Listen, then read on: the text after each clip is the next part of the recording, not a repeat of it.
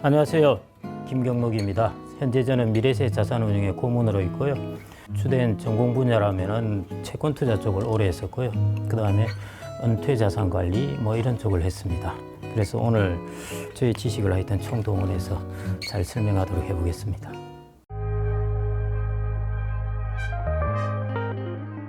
데모테크 할 때 데모는 이제 데모그래픽 해가지고 인구 구조라는 뜻입니다. 그 다음에 테크는 테크놀로지이고요. 여러분들 아마 앞으로 사회 변화를 보시는 데 있어서 이 두 가지를 결코 무시하면 안 될 거고요. 아마 사회 변화의 주류를 형성하게 될 것입니다. 인구 구조 변화라는 것은 이제 고령자, 그 다음에 이제 저출산 이런 것들이 다 같이 결합되어서 나타나는 것을 인구 구조의 변화라고 그러는데요. 통상적으로 이제 고령화로 대변되는 것을 그냥 인구 구조라고 그럽니다. 그런데 이제 저출산하고 결합되어 있는 것인데요. 여하튼 그런 변화가 선진국으로부터 이미 시작되었고 이제 우리나라, 중국 이런 식으로 확산되어 갑니다. 그래서 여러분들 이런 고령화라든지 이걸 중심으로 한 인구 구조의 변화가 투자에 미치는 영향, 이 부분은 앞으로 결코 이제 여러분들이 도외시해서는 안 될 부분이고요. 이미 사회 변화는 많이 일어나고 있습니다. 그리고 최근에 이제 미국 경제가 소비가 생각보다 빨리 안 끊긴다 이런 이야기들을 했었는데요. 그 중에 이제 한 요인 중에 하나가 시니어들은 이제 주택담보대출도 다 갚았습니다. 그러니까 모기지 금리가 8%씩 오르더라도요. 이 사람들은 영향을 안 받는 거예요. 그리고 이 사람들은 이제 예금금리가 오르니까 자산이 있으니까 좋은 것이고요. 그래서 이 사람들은 이제 소비를 하는 것입니다. 그래서 의외로 이 시니어들의 소비가 이번에 강했다 하는 것들, 이런 것이 이제 이게 데모그래픽, 인구의 영향을 보여주는 것이고요. 우리나라도 이 부분에 아주 깊은 곳에 들어섰다고 보시면 될 것 같습니다. 그런데 이제 일반적으로 고령사회 하면은 다 암울하게 보는 것이죠. 모두 축소사회로 보고 있습니다. 그래서 여기에 이제 제가 과연 투자의 세계를 제가 지금까지 보아온 바에 따르면요.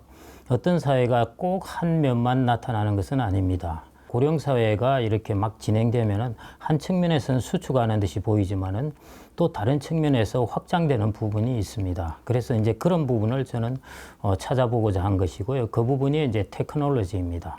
이런 고령사회의 변화에 대해서 테크놀로지 부분에서 여기에 같이 공통되게 적용될 수 있는 테크놀로지, 예를 들어 로봇이라든지 그 다음에 바이오라든지 헬스케어라든지 이런 상당히 하이테크에 해당됩니다. 이런 것들이 아이러니하게도 고령사회라는 상당히 아날로그적으로 보이는 이런 사회의 변화에 대해서요, 하이테크, 디지털적으로 보이는 이것들이 서로 잘 맞아떨어져서 이 두 시장이 이제 같이 더불어 성장하면서 이게 확장 부문이 될 수가 있다는 것입니다. 그게 이제 제가 데모테크라는 이름을 붙인 주된 이유이고요. 그래서 앞으로 여러분들이 이제 사회의 트렌드를 변화를 볼 때, 그건 서구 사회도 마찬가지입니다. 두 개의 큰 트렌드 변화를 서구 사회도 꼽으라면은 인구 구조 변화하고 그 다음에 기술 변화, 4차 산업혁명, 이 둘을 앞으로의 큰 변화로 보고 있습니다. 그래서 저는 이 둘이 교차하는 점에서 우리가 과연 어떤 산업이 크게 잉태할 수 있을까? 그걸 보고 제가 데모테크라는 이제 용어를 좀 제가 만들었습니다.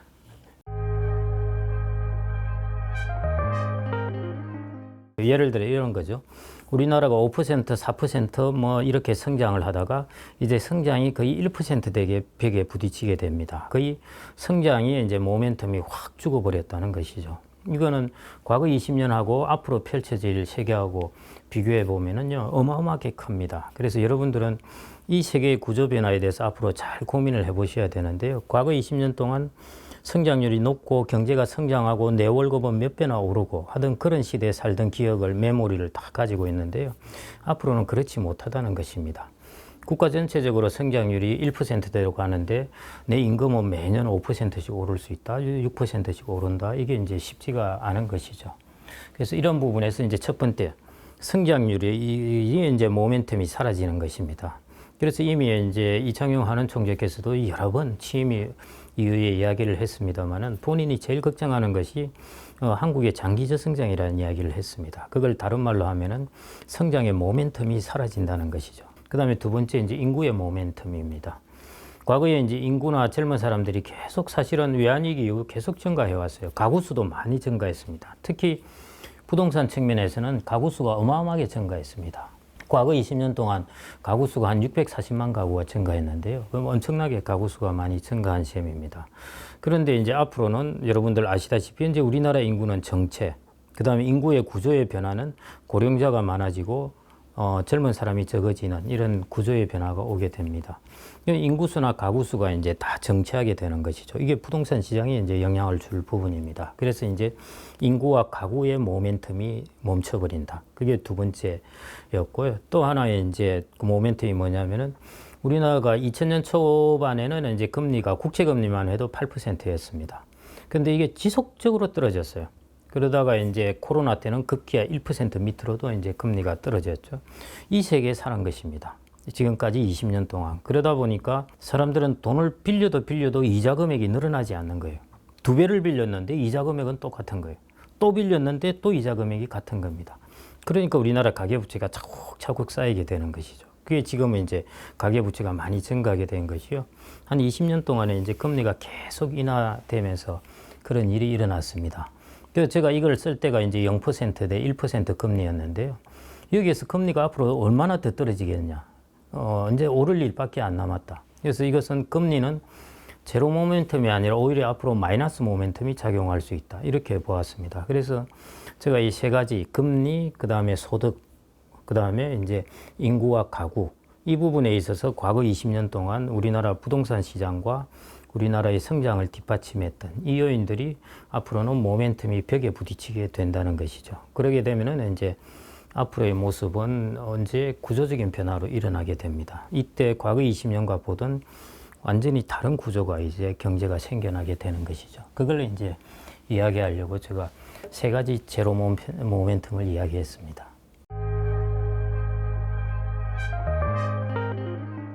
저성장 기조는 이제 맞을 거고요. 그 다음에 이제 그 분야 내에서 이제 섹터별로 변하게 될 것입니다. 그 변화에 이제 큰 변화가 있을 거고요. 그런 상황에 있다고 보는 것이 맞습니다. 예를 들어 이제 섹터별로는 이런 것이죠. 우리나라 고령자가 많아지면은 아무래도 소비는 적게 할 수밖에 없어요. 그래서 지금도 내수가 자꾸 위축되고 있지만요.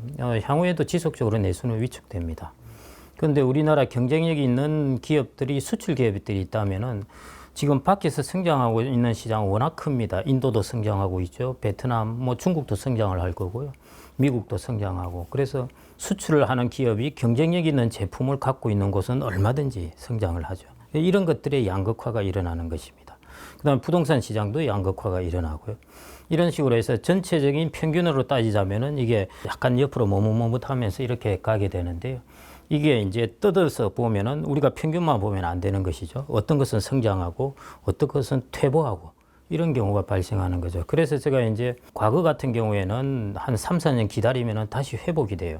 순환적인 요소이기 때문에요. 그런데 앞으로는 3, 4년 기다린다고 회복이 안 되는 시대가 올 겁니다. 어떤 섹터 같은 경우는 5년, 10년을 기다려도 회복이 안 되는 것이죠. 그래서 그게 이제 구조의 변화이거든요. 그래서 이런 부분에 이제 앞으로 선택이 중요합니다. 이전에는 내가 길을 조금 다른 곳에 있다고 하더라도 그래도 어느 정도는 따라가게 되는데요. 이제는 길이 좀 다른 곳에 있다면은 완전히 철저하게 소외가 돼버리는 것입니다. 부동산, 내가 가지고 있는 비즈니스, 그 다음에 내가 종사하고 있는 업종, 이런 것들이요. 그래서 그런 부분이 앞으로의 아마 변화가 아닐까, 그렇게 생각이 됩니다.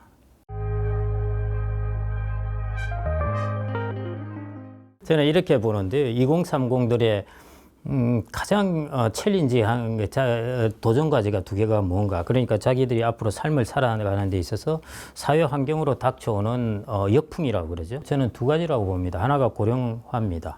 왜냐하면은 이쪽에 사회보장 지출이 늘어나는 것을 자기가 세금이나 이런 것으로 감당을 해야 되니까요. 그게 첫 번째 요소고요.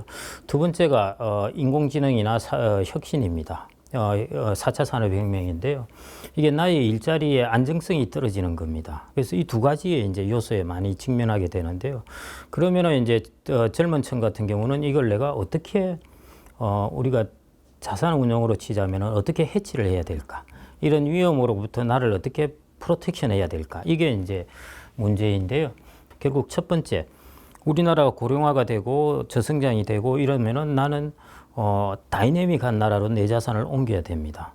인구 구조도 괜찮은 나라고, 그 다음에 기업의 성장도 좋은 나라로 자산을 옮겨야 되는 것이죠. 그게 이제 첫 번째 요소입니다. 그 어디로 옮겨야 되느냐? 뭐 저는 미국이라고 보는데요. 하여튼 그쪽으로 옮기는 게 있고요. 그 다음에 두 번째, 여러분들은 이제 근로자입니다. 근로자이고 이제 여러분들이 AI가 여러분들에게 그 세계에 이제 도전을 하게 되는데요. 여러분들 일자리를 AI하고 이제 단기적으로는 싸우게 됩니다. 장기적으로는 다시 새로운 일자리가 생겨날지 모르는데요. 일단 단기적으로는 싸울 수밖에 없습니다. 그러면은 AI가 내 일자리를 빼앗는다 하면은 나는 AI 회사의 자본을 가지고 있으면은 커버가 됩니다. AI가 내 일자리를 못 빼앗는다? 그러면 나는 내 일자리가 있으니까 괜찮습니다. 그래서 여러분들은 혁신 관련된 주식 자본을 갖는 것, 이게 여러분들을 이제 프로텍션 해주는 것이죠. 그래서 여러분들은 근로소득을 얻고 있는데 이 근로소득의 변동성을 내가 해지하기 위해서는 내가 자본을 가지는 것입니다. 특히 젊은 사람들은 혁신 자본을 가져야 해지가 되는 것이고요. 그러면 혁신 자본을 가장 많이 가진 나라가 어딜까 하면은 아까 인구 면에서도 그렇고 그 다음에 혁신 자본인 면에서도 그렇고 일단 그 부분이 이제 미국인 것 같아요. 그래서 이제 이전부터도 젊은 층에게는 저는 무조건 미국에 있는 주식을 사고 종목이 아니라 그냥 뭐 S&P 500이나 이런 거 사고 환해지하지 말고 달러로 가지고 있으라. 이렇게 제가 계속 주장을 해왔던 이유가요. 바로 이런 부분에 있습니다. 60대 이상은 사실은 이제 근로소득에서 많은 돈을 벌 세대가 아닙니다. 이 사람들은 이 부분은 이미 소득이 앞으로 줄어들 것이니까요. 이 세대는 그렇게 큰 관계가 없어요. 그래서 저희들도 사실은 그 부분에 있어서는 덜 걱정이 되고요. 저희들은 저희 자녀 세대가 훨씬 걱정이 돼요. 5060들은 곧 있으면 이제 퇴직을 하고 이제 재취업이나 세컨드 잡을 갖게 되는데요.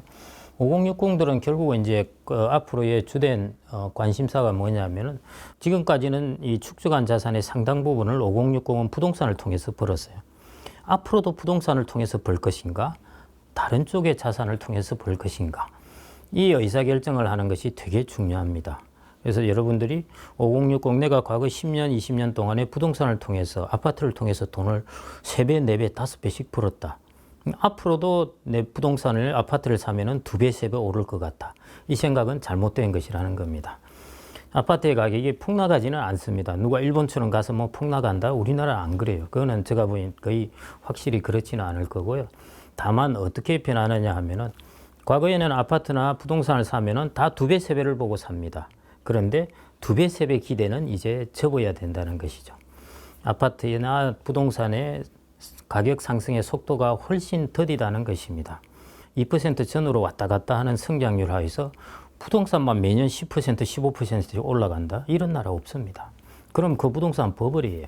과거 20년 동안은 금리도 8%에서 1%로 떨어졌고 그 다음에 우리나라 소득도 $10,000에서 $30,000로 올랐고 가구 수도 640만 가구가 증가했고 그러니까 우리나라 부동산은 마구 올랐었죠. 그런데 앞으로 20년은 말씀드렸듯이 성장률도 2% 전후 혹은 1% 후반에 머물러 있게 되고요. 그렇기 때문에 여러분들이 과거 20년에 사니까 2배, 3배 되더라 이런 생각으로 내 자산을 노후에 한번 여기 넣어서 운용해보자 하면은 그 기대는 잘 충족이 안 될 것 같고요.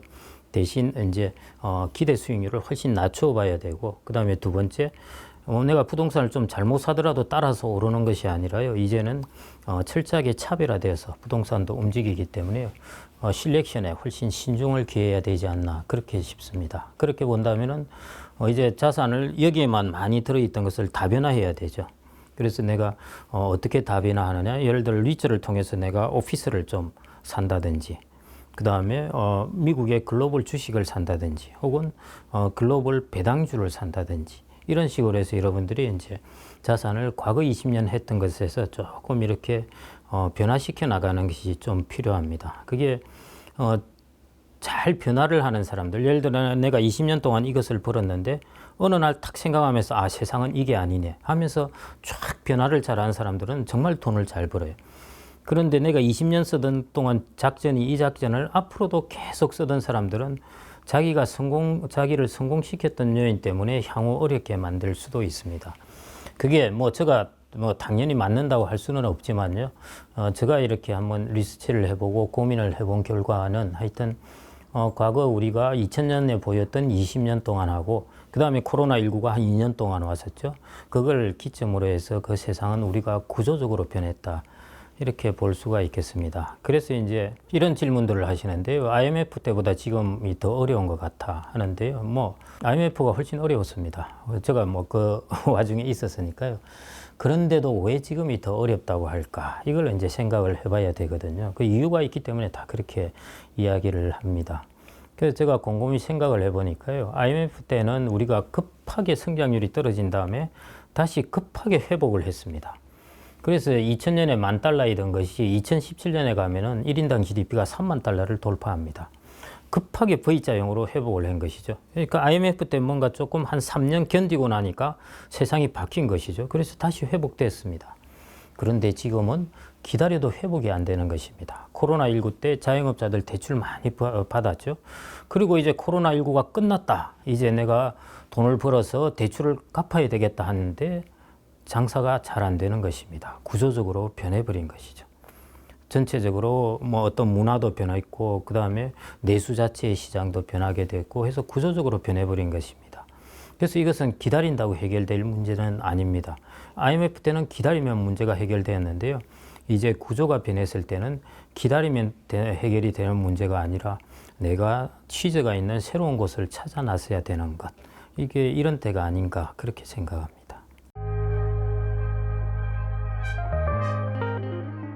내년은 올해보다는 약간 나아지는 이제 이런 식으로 보고 있고요. 유럽이나 이런 쪽이 경제 분위기는 뭐 조금 나아진다고 보고 있습니다. 보고는 있는데요. 거기 역풍이 뭐냐면은 역시 이제 금리입니다. 왜냐하면은 전 세계적으로 금리를 명목금리만 보고 있습니다. 명목금리는 예를 들어 올해 5% 했고 다가 4%로 떨어진 것이죠. 그 내년에 가서 예를 들어 4%, 3% 같으면은 야 금리가 떨어졌네 이렇게 이야기를 하는 것이죠. 그런데 실질금리, 경제는 실질금리에 따라서 영향을 받습니다. 올해 금리가 4%였더라도 물가가 예를 들어 4에서 5% 같으면 실질금리는 0에서 마이너스입니다. 그래서 작년 같은 경우에는 확실하게 실질금리가 마이너스였고요. 올해도 실질금리가 마이너스나 0이나 이 정도였습니다.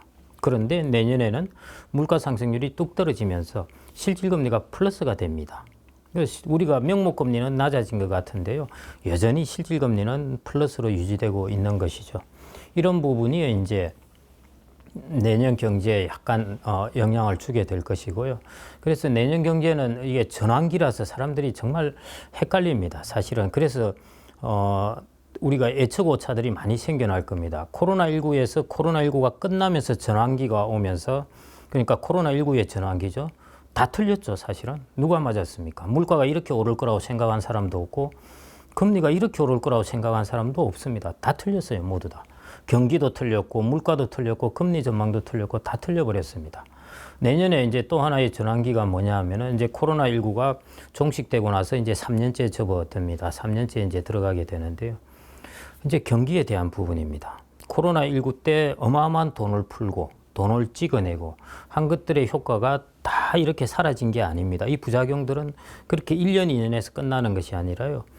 수면에 이렇게 밑에 쭉쭉 흐르면서 계속 어떤 상황이 되면 또 불쑥불쑥 나타날 수 있고 하는 그런 아직 환경이 되어 있습니다. 그래서 내년은 여전히 이제 미국 경제로 보면은 경제가 이렇게 슬로우다운이 되는데 이 슬로우다운이 어떤 속도로 될 것인가 하는 것들이 지금 되게 혼란스러운 상황입니다. 그래서 전망이 이제 한 60, 70%는 경기가 좀 슬로우다운이 될 거라고 하고요.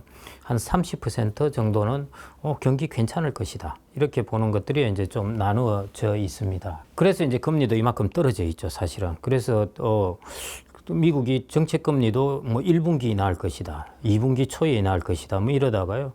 예를 들어 생각보다 늦게 인하를 하게 되면 또 시장이 이제 영향을 받게 되죠. 그래서 내년에도 여전히 이제 코로나19의 전환기가 이번 2년 동안에 정말 세상을 시끌시끌하게 했다면요. 내년에는 이제 경기의 방향성 혹은 노동시장이 이제 보면은 코로나19 때 막 형성되었던 노동시장이 차츰 이제 정상화되고 있습니다. 이게 이 과정에서 이제 실업률이 어떻게 될 것인지 경기가 어느 정도 속도로 꺾일 것인지 이게 전환기에서 일어나는 일들이거든요.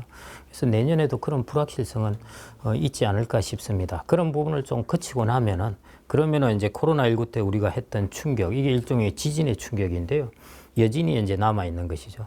그러고 나면은 이제 여진의 충격에서 좀 벗어나지 않을까 하고요. 그러면은 이제 경제가 지금 AI가 여러 곳에서 생산성 향상을 가져온다는 것은 컨센서스가 이루어진 것 같습니다. 워낙 이번에 생성형 AI의 파워가 좀 큰 바람에요. 뭐 이게 좀 과장될 수도 있는데 미국 같은 경우는 뭐 한 0.2% 이 정도 한 20년 동안 성장률을 올릴 것이다 하는데요. 그건 뭐 어마어마하게 큰 부분입니다. 뭐 그거는 저도 지금 상황에서 그 추정이 맞는가 하는 것은 저도 뭐 아직은 전혀 확실치 않고 의문이 갑니다만은 여하튼 어느 정도 그 리서치를 하는 사람들이 그런 생산성 향상에 대해서는 좀 이야기를 하는 것 같습니다. 그래서 이제 이러한 변화가 좀 일단락되고 나면은 AI의 생산성 향상 부분, 그 다음에 4차 산업혁명 부분의 하이테크들이 다시 이제 전열을 정비해서 움직여 나가는 그런 시대가 되지 않을까 싶습니다.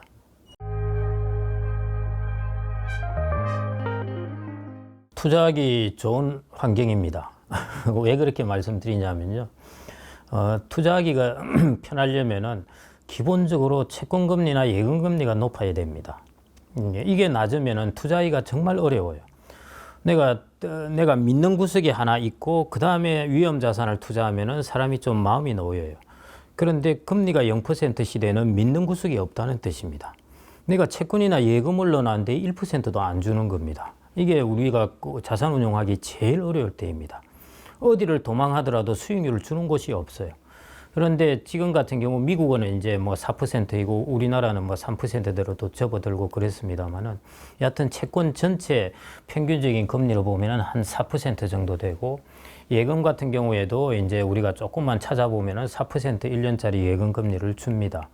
그러니까 내년에는 여러분들이 이러나 저러나 여러분들이 자산을 이거 안전빵이다 하는 걸로도 4%는 받을 수 있다는 것입니다. 그런 측면에서는 사실은 자산 관리 환경이 더 좋아진 겁니다. 좋아졌고요.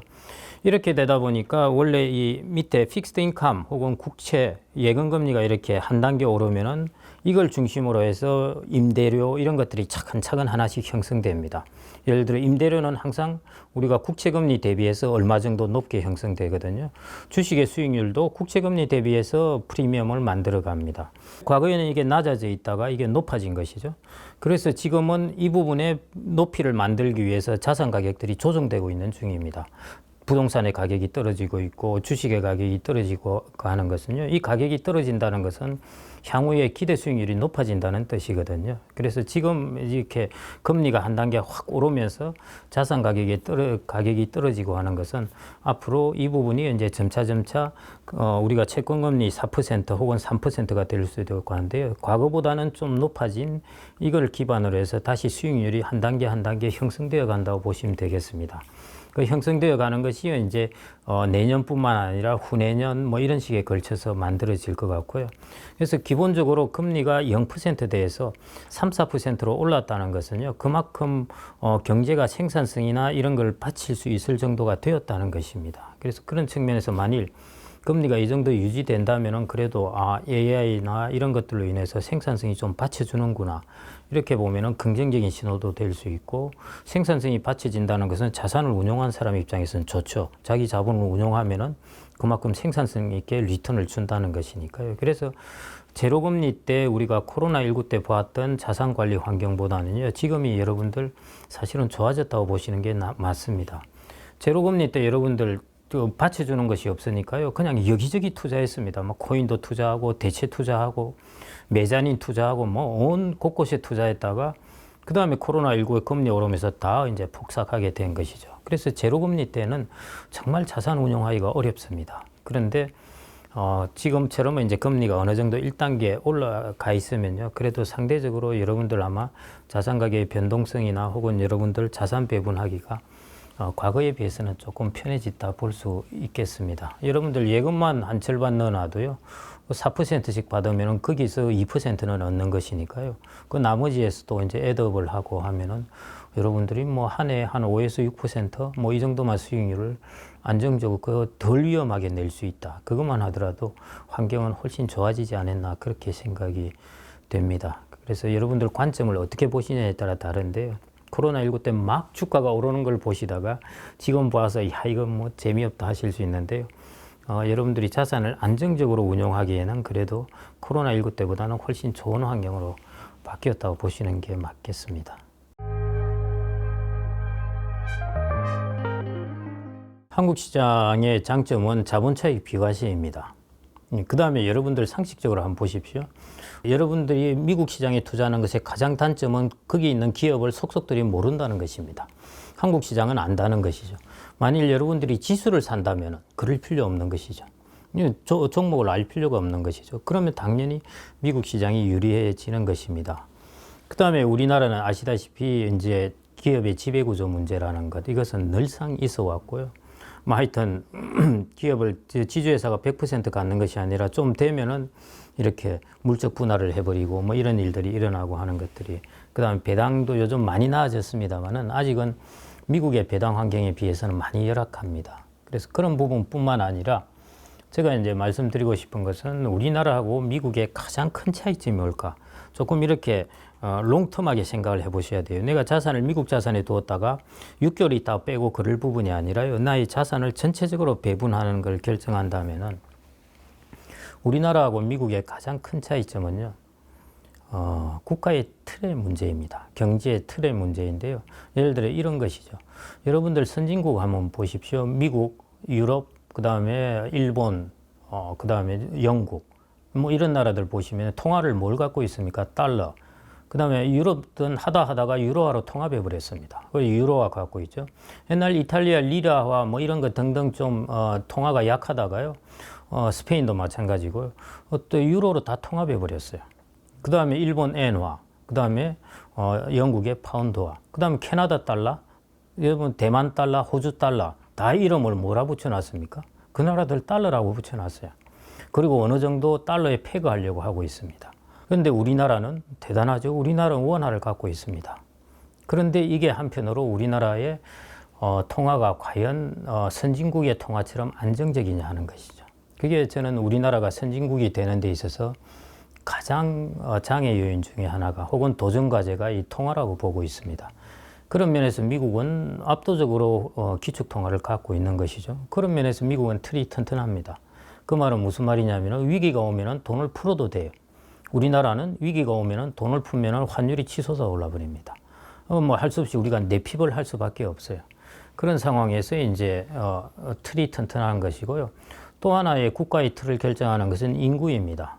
우리나라 인구는 장기적으로는 붕괴 수준입니다.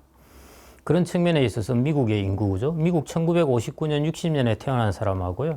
지금 태어나는 사람들하고 숫자가 거의 비슷합니다. 우리나라는 60년대 태어난 사람 100만 명, 지금 태어난 사람들 27만 명. 어마어마한 차이죠. 그런 틀의 부분에 있어 가지고요. 우리나라는 그 틀이 약합니다. 다른 산업 스펙트럼은 아주 좋은데 불행하게도 둘러싸고 있는 틀이 약하다는 것이죠. 비유를 하자면 세포핵하고 이런 것은 좋은데 세포막이 약하다는 것입니다. 세포막이 약하면 세포핵이 좋아도 충격이 오면 터져버려요. 그래서 그런 부분, 그 다음에 이제 군사력이라든지 지정학적 위치, 이런 것들을 비교해 보면은 미국이라는 나라는 틀이 튼튼하고요. 안은 좀 개판인 것도 있는데 우리나라는 안은 튼튼한데 안은 괜찮은데 틀이 약해요. 그래서 가장 좋은 포트폴리오입니다. 우리나라 자산만 몰짱 가지고 있지 말고 미국의 자산을 나눠서 가지고 있으면 이 둘이 좋은 포트폴리오를 이제 형성해 준다는 것입니다. 그게 제가 이제 미국의 주식, 부동산 자본 아니고요. 주식 자본을 갖는 것을 이전부터 권유한 이유 중에 하나입니다. 사람들이 참 많은 오해들이 있습니다. 오해라는 게 틀렸다는 것이 아니라요. 노후의 시장은 되게 넓습니다. 지금 55세 이후부터 시작해가지고 90대까지 이야기를 하고 있거든요. 그래서 70대, 80대, 90대를 이야기하는 사람들은 우리나라 노후 시장은 빈곤하다고 그래요. 빈곤합니다. 당연히. 연금도 준비 안 되어 있고 그 어려운 시기를 사는 사람들이죠. 빈곤합니다. 이 시장을 보고 빈곤하다고 하면은 잘못이에요, 사실은. 우리나라는 그런데 5060의 시장을 보면은 이야기가 완전히 달라지죠. 왜냐하면 올해 국민연금을 새로 받기 시작하는 사람들의 평균 수급액은 103만 원이에요. 그런데 우리가 불과 5, 6년 전만 하더라도 뭐 평균 60만 원이니 뭐 50만 원이니 이런 이야기를 했거든요. 왜냐, 국민연금을 풀로 받는 세대가 아니었으니까요. 올해 받는 사람들은 88년에 국민연금이 도입되었으니까요. 이제 풀로 받기 시작하는 겁니다. 그 세대들을 보니까 처음 개시하는 연령들의 평균 금액이 103만 원이에요. 적은 금액이 아니죠. 이 사람들이 이제 앞으로 노후를 형성할 것이고, 이 사람들의 노후 시장은 그래도 이쪽 70, 80, 90에 비해서는 훨씬 노후 시장이 좋습니다. 그래서 이 둘을 비교해서 첫째 봐야 되고요. 그래서 사람들이 이야기하지 않고 그냥 노후 빈곤율 뭐 이런 거 가지고 이야기하면 대부분 7, 80대 이야기예요. 그거 가지고 우리나라의 5060의 미래의 우리나라의 은퇴 시장을 이야기한다는 것은 어불성설이고요. 우리나라의 5060은 노후 빈곤율 그거보다 뚝 떨어지게 돼 있습니다. 당연히. 지금도 떨어지고 있는데 그 이유는 뭐냐면은 우리나라 연금을 제대로 받는 사람들이 이제 차곡차곡 들어오기 시작하니까요. 한 10년, 15년 지나면은 자동스럽게 자연적으로 떨어지게 되어 있습니다. 그래서 선진국이 우리나라보다 훨씬 연금을 일찍 받기 시작한 선진국하고 지금 우리나라하고 똑같이 비교를 해놓고, 야, 노후 빈곤율, 상대소득 빈곤율이 엉망이네, 이거 큰일 났다, 그렇게 하는데요. 우리나라 연금을 제대로 받은 사람들이 이제 여기 노후 시장에 편입되면서 이런 부분은 이제 많이 축소되게 될 겁니다. 그래서 70, 80, 90을 보고 판단을 하는 것과 5060을 보고 판단하는 것을 완전히 구분해서 보아야 되고요. 그 다음에 이제 5060 같은 경우에도 되게 양극화되어 있습니다. 왜냐하면 이 사람들은 산업화 세대 직장을 거의 대부분 보냈기 때문에요. 돈을 벌은 사람들은 많이 벌었어요. 그런데 산업화 세대에서 직장을 보내면서 이 사람들이 겪었던 것이 외환위기, 글로벌 금융위기 이런 걸 다 겪었습니다. 여기에서 낙오한 사람들은 완전히 자기의 소득이나 자산이 확 떨어지게 돼요. 그래서 양극화가 되어 있습니다. 이 사람들이 이 시기에 우리나라가 한참 성장을 하는 시기에 계속 위너의 길을 걸었던 사람들, 자산을 투자하거나 직장에서나 이런 사람들은 많은 돈을 그 기회를 10분 활용해서 돈을 모으게 되었고요. 그렇지 못한 사람들은 돈이 이제 부족한 거죠. 그러니까 상당히 어렵습니다. 그래서 이 시장도 어디를 보느냐에 따라 다른 것이죠. 여기 그 어려운 길을 걸었던 사람들을 쳐다보는 사람들은 우리나라 노후 큰일 났다 앞으로 그렇게 하는 것이고요. 이 위를 쳐다보는 사람들은 앞으로 시니어 시장이 꽤 괜찮겠네 이렇게 보는 것입니다. 그만큼 이 노후 시장이 이렇게 세분화해서 봐야 됩니다. 70, 80, 90은 또 따로 떨어져서 봐야 되고요. 5060 시장 중에서도 양극화된 모습을 보이기 때문에 그렇게 보면은 이 중에서 소득이나 자산이 부족한 계층이 있고 그 다음에 넉넉한 계층이 있고 이렇게 좀 양극화된 모습 그렇게 보는 판단을 하는 것이 올바르지 않을까 싶습니다. 그래서 이제 비즈니스를 하는 분들도 예를 들어 5060 중에서도 자산을 모은 계층 이런 계층이 그게 이제 자산관리 업무죠. 이 사람들은 자산을 많이 모아놨으니까 이제 자산관리업은 이 사람들을 대상으로 하는 것이죠. 이런 식으로 이제 비즈니스도 이런 쪽으로 정확하게 타겟을 보아야 가능한 그런 시장으로 좀 이렇게 분리해서 봐야 될 것 같습니다. 그게 이제 국민연금연구원에서 서베이해서 조사를 하는데요. 서울 지역, 전국 지역 다 다릅니다. 이제 적정생활비하고 최소생활비가 있는데요. 적정생활비 기준으로 하면은 전국을 기준으로 하면은 이제 이게 자기의 적정생활비입니다. 그러니까 자기의 적정 소득으로 하려면 세금을 감안해서 이거보다 조금 더 봐야 되는 것이죠. 한 10% 더 봐야 되는데요. 그렇게 본다면은 전국 평균으로 적정 생활비 본다면은 대략 한 300만 원 정도. 그 다음에 세금 떼고 나면은 내가 한 280만 원 이 정도 되게 되겠죠. 그래서 그 정도가 이제 전국 평균의 적정 생활비고요. 서울 지역 같은 경우에는 한 340만 원에서 내가 세금을 더하게 되면은 대략 한 360, 70 이 정도입니다. 소득으로 본다면은. 그 정도가 적정한 소득이라고 볼 수가 있고요. 서울 지역은 아무래도 도시 지역이니까 그게 좀 더 많이 듭니다. 그 다음에 이제 최소 생활비는 대략적으로 제가 보면은 어느 각 지역 파트로 이제 조금은 다른데요. 대략적으로 서베이해서 사람들 나타난 거 보면은 최소 생활비는 적정 생활비 한 70% 이 정도 수준입니다. 그러니까 제가 말씀드린 그 수치 전국 평균으로 해서 대략 한 280만 원, 대략 그냥 넉넉하게 300만 원 보겠습니다. 그거의 70% 하면은 한 210만 원 이 정도가 최소 정도 생활비가 되게 되는 것이고요. 그 다음에 서울 지역을 본다면은 한 300, 한 70, 80 이 정도 되는 것에서 한 70% 정도가 최소 생활비 대충 그렇게 보시면 될 것 같습니다. 그게 아마 기초연금 우리가 지급할 때 기준되는 그 소득하고 그 200만 원대이거든요. 230만 원 아마 그 근처일 텐데요. 아마 거의 그렇게 보더라도 그 비슷한 수준일 것입니다.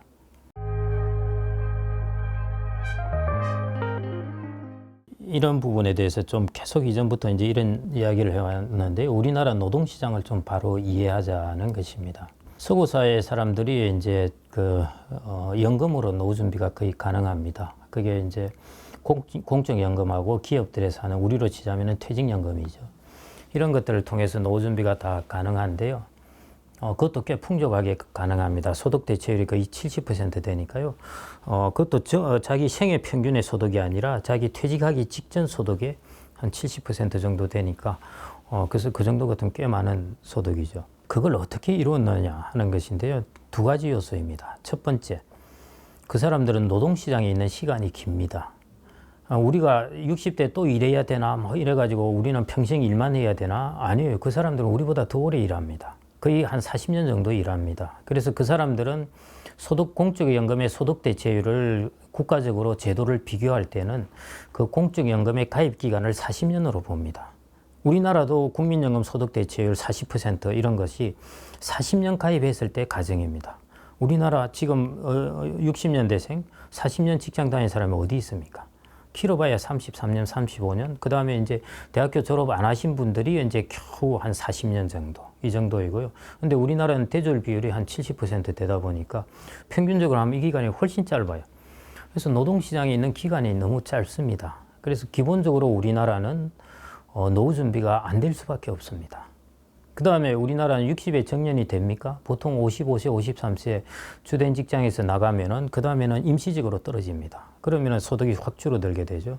기본적으로 노동시장이 이렇기 때문에 노후 준비가 잘 안 될 수밖에 없습니다. 그 다음에 우리나라는 또 자녀 관련된 비용이 많이 지출이 되거든요.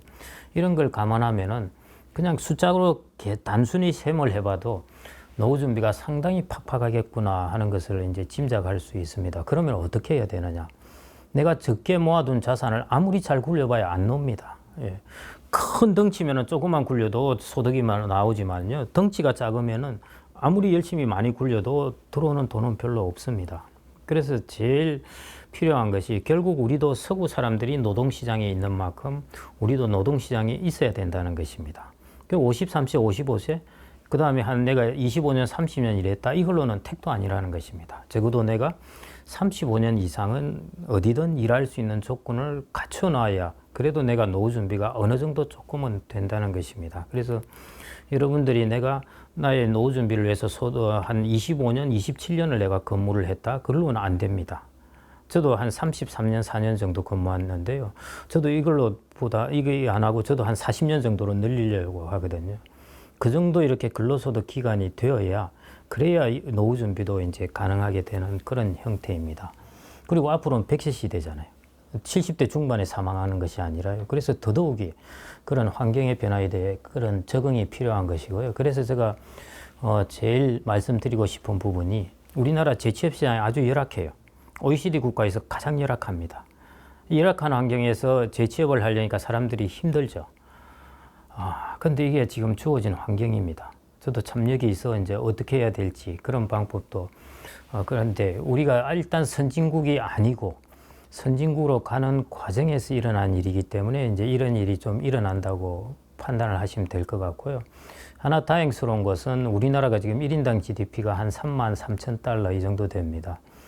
이 정도 이제, 그리고 5천만의 인구고요. 이 정도 경제 같으면은 그래도 국가에서 어떤 국민들에 대해서 기본적인 부분은 그걸 채워줄 수 있는 능력은 됩니다. 그래서 극단적인 고민을 하실 필요는 없는 것이고요. 내가 그런 것보다는 내가 서구 노동시장하고 비교해 봤을 때 실질적으로 우리나라는 노동시장에 있는 기간이 짧은 것이 사실은 문제가 되고, 거기에다가 자녀에 관련된 비용까지 빼버리니까 노후 준비가 내가 힘들 수밖에 없다. 그래서 결국 자녀에 관련된 비용, 결혼 비용이 주로 크죠. 그걸 내가 어떻게 조정하느냐 하나 하고요. 그 다음에 내가 노동시장에서 조금 더 오래 있게 하는 것. 내가 자격증을 공부를 해서 재취업을 한다든지 뭐 이런 등등을 통해서 국가도 이런 부분은 이제 많이 관여를 해줘야 되는데요. 그 부분이 저는 우리가 노후 준비에서 가장 중요하지 않나 그렇게 생각됩니다. 우리나라 국가의 1인당 소득 33,000달러 플러스 여러분들이 주택을 가지고 있다면은 그 두 개만 합쳐도 여러분들이 노후에 극단적인 위험은 없습니다. 그래서 너무 큰 걱정을 하시지 않은 게 좋고요. 다만 내가 노후에 여유 자금이나 어떤 부분을 좀 버퍼를 해서 마련하기 위해서라면은 내가 재취업이라든지 근로기간을 좀 늘려 갖는 것이 좋겠다 이렇게 보시고요. 그 다음에 방금 질문하신 것처럼 우리나라는 훌륭하게 주택연금을 통해서 활용하면은 좋습니다.